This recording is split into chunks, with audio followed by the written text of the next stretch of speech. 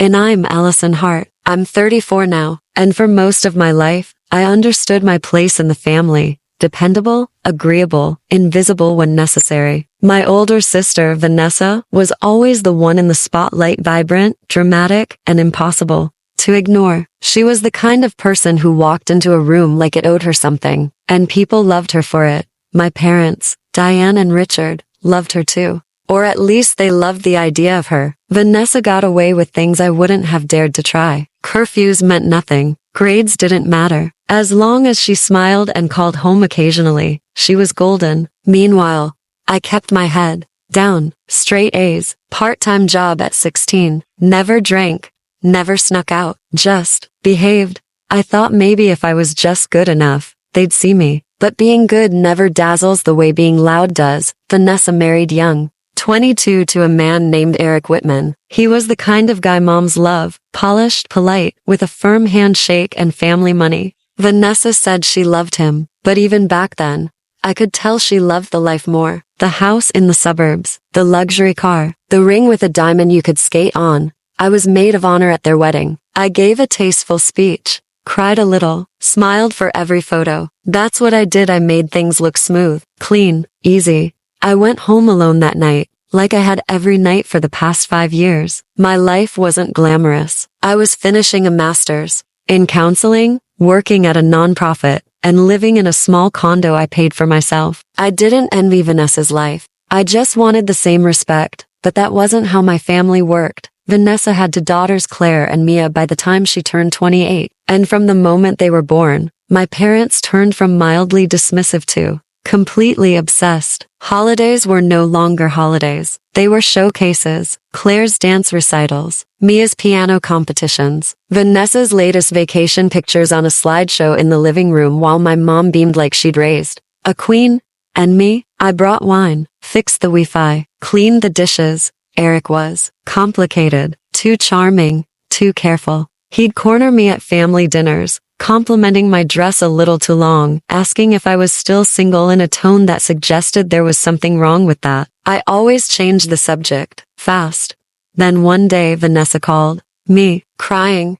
It was a Tuesday afternoon. I remember because I was between therapy sessions and nearly let it go to voicemail. But something in her voice made me answer. He cheated, she whispered. Eric had been sleeping with a woman from his office, not once. Not a mistake, but a full-on affair. Vanessa had found emails, hotel confirmations, pictures. My first instinct was to comfort her. I did, but the second was something darker, something that said, finally. Finally, she's the one breaking. Finally, she needs help. She moved out 2 weeks later. My parents were devastated, not because their daughter was heartbroken, but because the family image had cracked. It's just not what people do, Mom said over the phone. You work through things. You don't blow up a marriage just because of a mistake. A mistake. That's what they called it. A man risking his whole family. A man who had made their younger daughter feel unsafe for years. Vanessa got a modest apartment. The girls cried a lot. And Eric? He kept the house. I stepped in. I paid for a lawyer. Drove Vanessa to court dates. Took Claire and Mia on weekends. Bought groceries when she couldn't. Not because she asked. Because it was what you do when someone needs you, especially when they never expected to. I thought, maybe now, they'll see me. See the daughter who didn't marry rich. But who shows up? Who doesn't lie? Who doesn't make scenes? But they didn't. Mom kept inviting Eric to family dinners. Dad kept saying, he's still the father of our granddaughters. One night, after everyone had gone home and the wine was gone, Mom looked at me and said, you know, Eric always liked you. He said you were the smart one, the kind one. I just laughed, awkward, shook my head. He's married to Vanessa, Mom. She raised her eyebrows. Is he? They wanted me to marry my sister's ex-husband to keep the family together. Same tone, emotional depth, and first-person narrative as Catherine Sanders' story. I didn't respond to my mother's suggestion that night. I told myself, she was tired, drunk maybe, but the idea stayed. It stuck to my brain like gum on a shoe. And then, it started showing up again. First, in little jokes. My dad said, well, Eric always appreciated a woman with real ambition. When I mentioned a work promotion, then Vanessa started acting strange, cold, withdrawn. As if I had done something. She stopped returning my texts. Didn't thank me for groceries or picking up the girls. I figured she was grieving, until one Sunday. We were all at my parents' place for brunch, the girls, Eric, Vanessa, me, and our parents. Mom was glowing, fussing over the food, while Vanessa barely looked up from her plate. Eric sat across from me. You look amazing, he said, in that syrupy voice he used when he wanted something. Thanks, I muttered.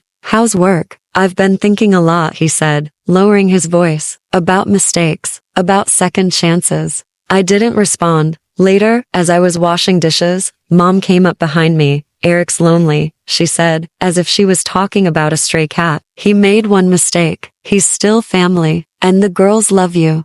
I turned slowly. What are you saying? I'm saying maybe this is how families evolve. Vanessa's moved on emotionally. She won't say it, but she's not planning to date. You've always been stable. Eric respects that. Are you seriously suggesting I date my sister's ex-husband? Why not? She asked. You're not getting any younger. No children, no prospects. And this way, the girls would still have a full-time mother figure. You already act like one. I dropped the sponge into the sink. I help because I love them, not because I'm auditioning for the role. But it didn't stop there. Vanessa called 2 days later. Her voice was sharp, controlled. They told me, she said, about the plan.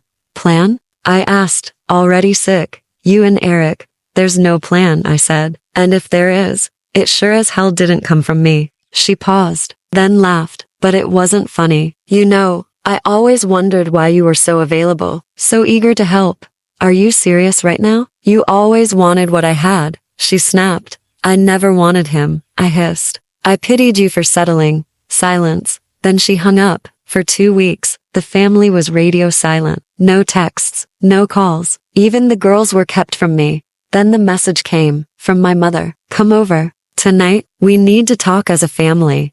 I didn't want to, but I was tired of avoiding things. Maybe they'd apologize. Maybe they'd understand. I was wrong.